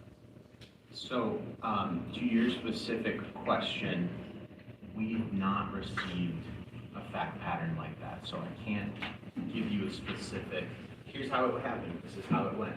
We've received FOIA requests, but, so somebody doesn't have to ask you for something to know what they would do if you were asked. And I should think we would care very much, given the concern that's in the ether right now, whether or not a federal agency will come in and demand this data from us. yeah, so I answered it that way to sort of just set the table that I can't give you concrete or specific examples, but I can tell you what we have received, which are FOIA requests. We have FOIA, the Freedom of Information Act. So we have received open records requests, we've received FOIA requests from other agencies. However, we haven't received a judicial warrant signed by a judge requiring us to give information over. I would anticipate that if we did get a warrant like that, one, we would be running it through the city attorney's office to see what our obligations are under that warrant, but that if a warrant is signed by a judge, that we have to honor it the same way that when we obtain warrants, individuals who say no, you can't fight that warrant. The proper venue to fight it is in the court, not as agency to agency. However, we control the parameters, and one of Flock's functionalities is that any agency can decide the depth and breadth of the sharing that occurs from agreements that are within their network. And so our threshold for that has not been to share with federal partners. We have shared with state partners, and we share with Chicago as well, and there are mutual exchanges for that. We understand crime patterns and need and use of this technology, but we do look limited to the immediate locality here in Wisconsin and just our neighbor to the south, but not participating in federal operations. Although we have interstate systems, the highways that go through, we don't have federal sharing with federal agencies or with other states. For example, any West Coast, East Coast states that are really far away from us, we don't share with them. The sharing is within the state of Wisconsin and the city of Chicago. And, I mean, to a point that Alder Gals had asked and elicited from Chief of Staff Huff, you might have an Amber Alert or some situation where you really need to know when an individual, where they are, because they might have a child with it. And so the Alper camera could flag that, it could flag a stolen vehicle, it could flag all this stuff. But I guess what I'm hearing from the department is we don't proactively share with partners outside the state, including federal partners, but one can imagine circumstances where there would be a live question of whether we must give over the state if we have a judicial warrant or judges saying we must do so, then we aren't you're not in the entitled business of saying, I'm gonna decide, judge, that you're wrong. Well, it's not our It would business, become it would be a legal obligation. If the judge orders you to do something, you must follow it. Contempt orders could follow, things like that. Right. But as I alluded to, I'm not aware of a mass use of judicial warrant to obtain that type of information. I haven't seen anything about that in the national news or coverage of this, let alone being aware of it from an internal information sharing. But like I alluded to, if we get there, because we do have to prepare for what the future holds, that would be something that we would run through the city attorney's office. We'd be running it through best practices and attempting to resolve it in a way that balances all the interests that we talk about here and the control that we actually have over any of this data. And so it would depend on the specific how that warrant is tailored, but if it says give the information to the agencies you already share with, we've covered that. If it says this agency in Arizona wants it, we'd have to look at that. But I would be hard pressed to say, you can flout that judge's order, it wouldn't matter. That's bad legal. Right. Okay, just by way of wrapping towards a conclusion, during the discussion of the facial, on this file, during the discussion of the facial recognition technology, there was a great hue and cry about that software and whether we should require it. I thought that was a big deal, but not as big a deal as the underlying question, which is, hey, we're putting up all these cameras all over the city. Is anybody concerned that the data they acquire may come into hands we don't want to have holding them? And if you're talking facial recognition, they might have the software to run it. So to the extent we are blithe and cavalier about cameras going up for all manner of things, to catch illegal dumping, to catch any of the stuff that's in the file here, body cameras, Alpers, Quintel, Zoom cameras. All that is generating data, and the concern is, one concern is, you don't want to inadvertently create an apparatus for a surveillance state and then wait to see if that is why this file was created. That is something I think we could get coming together, a meeting of the minds, if you will, of both folks on the right and the left. And it's something that warrants our attention. With that, I'm concluded. Are there any other questions? Mr. Chair. Alder Brown. Yeah, just a couple technical questions, because I want to make sure that I have my head around how this is actually going down technologically. We have mounted cameras that are on at all times, day and night, operate only when there's light. And then, that'd be the first question I have, and then as a vehicle is driving by, if there is a license plate present on the vehicle, on the front or the rear of the vehicle, it scans that plate, and that is logged somewhere, and then that is logged and stored somewhere, and then at any point we can access the database in which that was stored. Okay, we have a suspect, and type in their name. Okay, they have this vehicle registered to them according to the DMV records. Okay, and there's the license plate for that vehicle. Or to take that, and I'm assuming it's all integrated seamlessly, probably. But punch in the name, see the vehicle plate, and then we can see the list of all of the flock. This flock camera mounted over here on North Humboldt Boulevard or something. And then it went by it. 08:35 on Wednesday the 16th or something, and then that's exactly timestamp. Is that how that whole? Is that exactly how that goes, or do we say, oh, we're looking for a suspect? Here's their plate number. Okay, cameras, now be on alert and flag us when that happens. Do we have data just being stored, or is it just getting flagged when we're looking for a specific vehicle or suspect? I got it. I think I understand. So there's a lot there to unpack, and there are a couple of things working at the same time. So there are things where we, as a department, develop a car, a plate on a vehicle that's involved with something, and we would do what's called a BOLO, a be on the lookout for.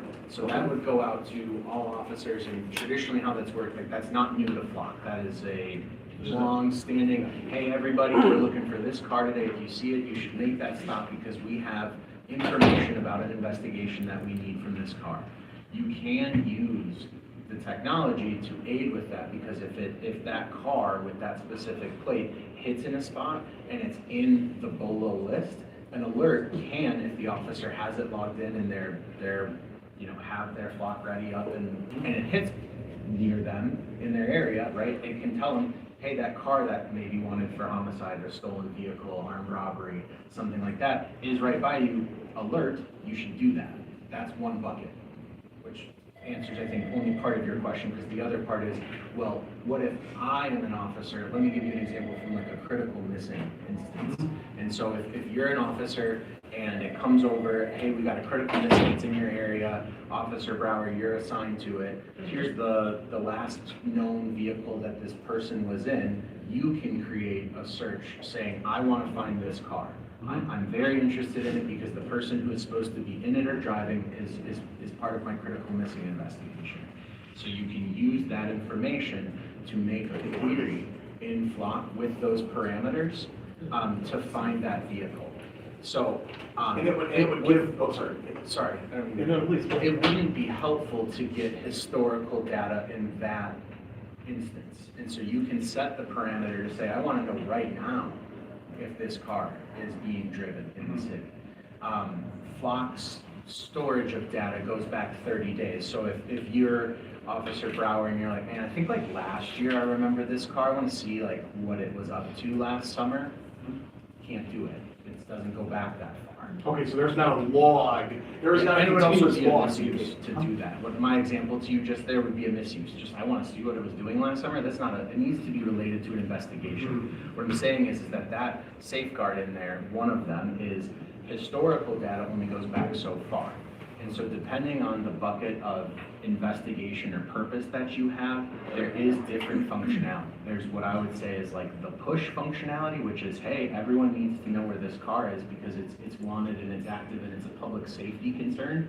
And then there's the individual officer queries, which you as the officer need to associate to an investigation with a legitimate lawful purpose and then the queries that are associated to that will pop up in Flock, and then you can make sense of what you have, and you can then tailor your search better to the exact car and time, space that you want. If you want to know, I'm only interested in if it's right here because it's in my area, you can like the geography of where that is, there's functionality for that.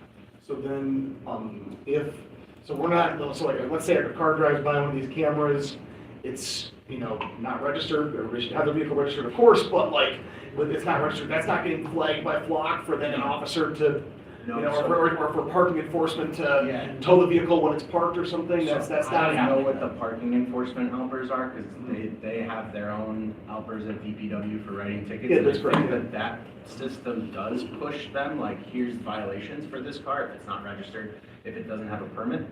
That's correct. I But would there's, assume that that's how that works.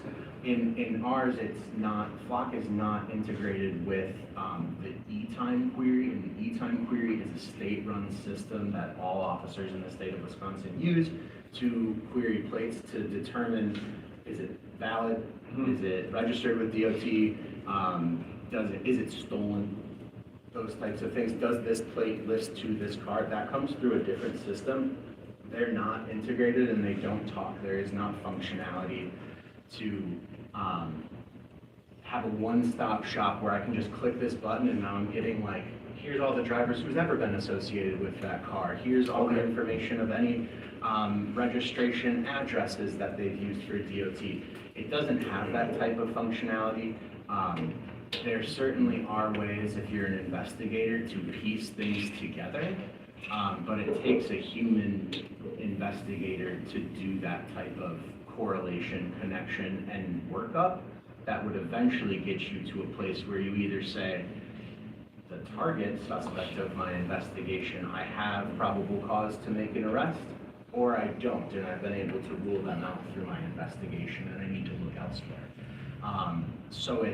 I think that to the chair's concern too about the big brother state, right? Like this is a piece of technology, but it doesn't pull everything together where you're eagle eye sitting on a computer and you can just solve all the crime by sitting here. It still takes an incredible amount of officer workup and work to turn searches and queries and investigations into arrests and so things like that. no, thank you for the clarification. I just wanted to clarify a little bit more. So there's not like so just to confirm, there's not a log of every vehicle that has gone by a Flock camera at any point in the day, unless it's being specifically flagged. My understanding of the way that the data from the cameras are is that everything that the camera reads is retained for 30 days.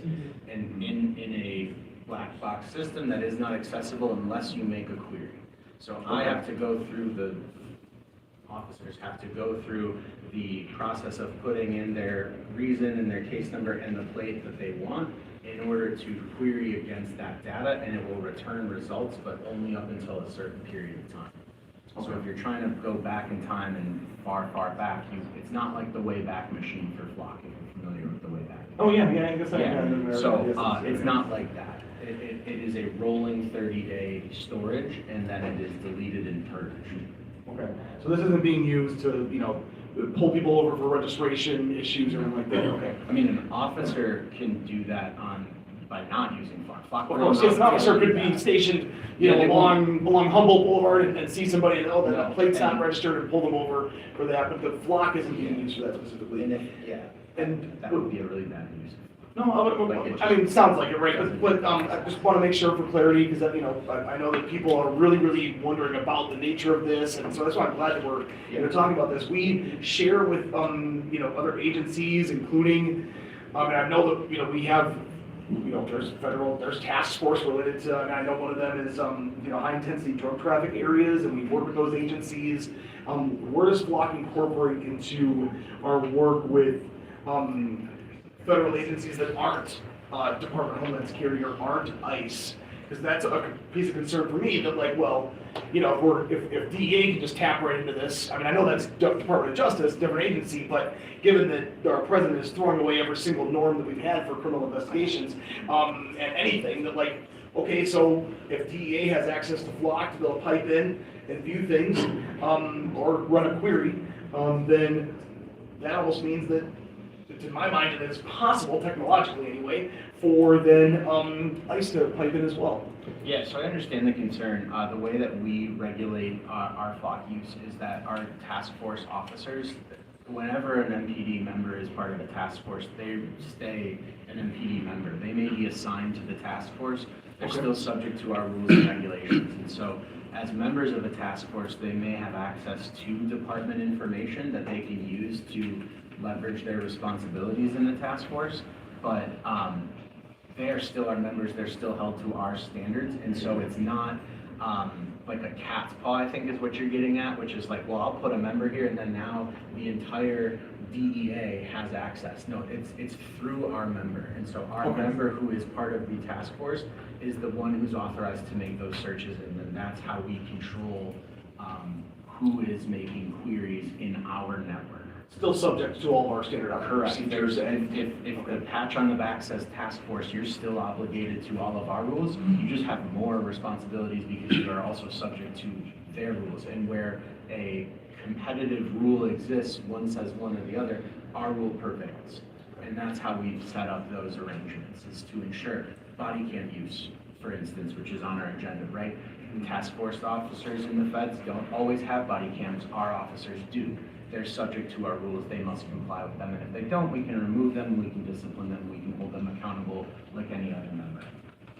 Thank you. Yeah. I just wanted to get through some technical things. Thank you, Mr. Chair. Thank you. Alderman Moore. Quick question, is it implied that we sort of share, because I know we share particular information with like Waukesha and Washington County, there's some agreements or something like that that we have with particular counties. Is it implied that they would or could share this information with ICE? So, yeah, you're kind of getting again at the cat's paw. No, so it's our information, we control who is accessing it. So if I give it to Waukesha, they can't turn around and go like, well, I got it from them, so here's access. Like here's, we're gonna turn on a button that you're gonna get it from us, because that would defeat the purpose of limiting that access. And it would essentially mean everyone what's known to one is known to all, and that is not how Flock has set up their systems. It is designed to have agency control over who gets access.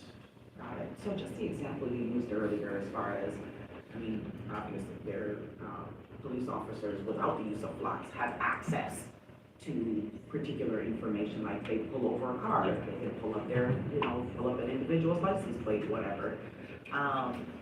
And even with that, those sort of things have oversight and it's monitored, because if, MPD, this is a bad actor, our people constantly, without police interaction, our people constantly can an employee pull up an individual information, and is that monitored? Yeah, so those are run through the state DOJ in conjunction with the FBI. And so those databases are nationally linked databases, because if I get a plate from Utah that's driving through Wisconsin and I want to query it, I need access to Utah's database to say, does the DOT in Utah recognize this plate? And so that level of clearance and oversight and accountability and audit is run by the FBI, and it's run through CJIS, which is the Criminal Justice Information System. And there have been, you could look this up too, there have been agencies, not MPD, other agencies, who have lost their ability to participate in that because of abuse. So they do have audit, and their remedy for non-compliant use is, we will just revoke you. And so now your officers don't have access to this crucial tool that they need in order to affect that traffic stop. If I'm going to pull you over for registration, I have to be able to confirm your registration is expired. Otherwise, I've just pulled you over for an unlawful reason, which has other problems associated to it. Thank you. Thank you. And I guess I'll just note the results of all the Robert's testimony. Or question. So the fact that our officers have to do a black box of data, as it were, is a bit of a shock. with things like body camera footage that is open recordsable, anybody who does an open records request can eventually get that data if it's subject to certain restrictions, but eventually. It wouldn't be real-time access. To your point earlier, a tremendous amount of investigative work has to come in to like link this with that. Right now, agentic AI could make this not. What word did you use? Agentic? Yeah. Agent. Oh, okay, got it. Could anything automatable, algorithmicable, will be able to just keep making up words. Yes. Things that were extremely labor intensive become routine. So, I guess for concerns about the future, one thing is stuff that they can just get the data, even if it would be extremely labor intensive to do much with it. Right now, in the brave new world coming, it might not be something that limits one's ability to make use of that data. So just flagging it for future concern. Okay, well, we've had a very robust discussion. If there's no other questions, sorry, I'm so sorry. Alder Taylor, you asked me. And I think that you may have addressed some of it. So, I guess with ICE presence and the fear and anxiety that it created, and I know there was some, you were saying that other agencies have to have warrants in order to access that information, but, and that ends off, you talked about other states maybe, but I didn't hear you say the federal government also has to have that warrant in order to access that information. Yeah, so we have not encountered yet an agency, federal, state, or local, tribal for that matter, bringing a warrant forward to say, Milwaukee Police Department, we demand subpoena this information. If they had that warrant, it would be something that we would have to scrutinize through the city attorney's office to see the depth, breadth, and scope of what we're required to respond to. And so if a federal agency, regardless of the acronym that they bring to us, obtains a judicial warrant signed by a judge, I'm less concerned with who the plaintiff is and more with who the judge's signature is. If a federal judge is saying you have to do something, it's something we take very seriously. Court orders are court orders, and we don't want to be in the business of being in contempt of anything. So we would have to look at that. But again, in the national space of this, I'm not aware of that tool being a possibility, being leveraged in any way to make departments comply with what would otherwise be a request, which can be denied. If you're just asking me, may I have this? I can say no.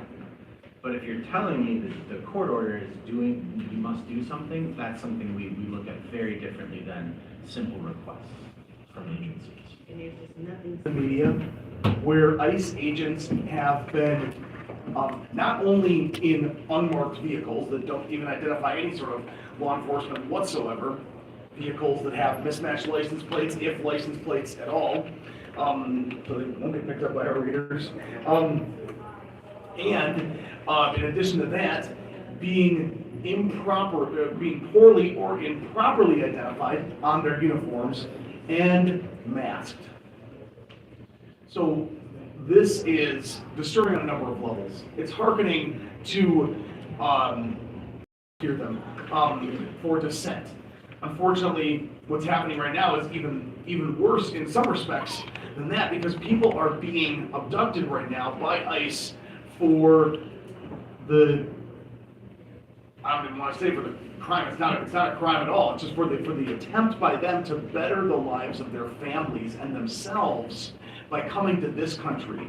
And so it's just completely uncalled for. So much of their conduct, the entire idea that we need to be vigorously enforcing whether somebody has filled out the right form or made it through the morass of red tape that is trying to become a citizen of this country, for those of us that weren't lucky enough to be born here, is just completely unacceptable. We need immigrants in this country. This country was built by immigrants. This country is strengthened by immigrants. And if we claim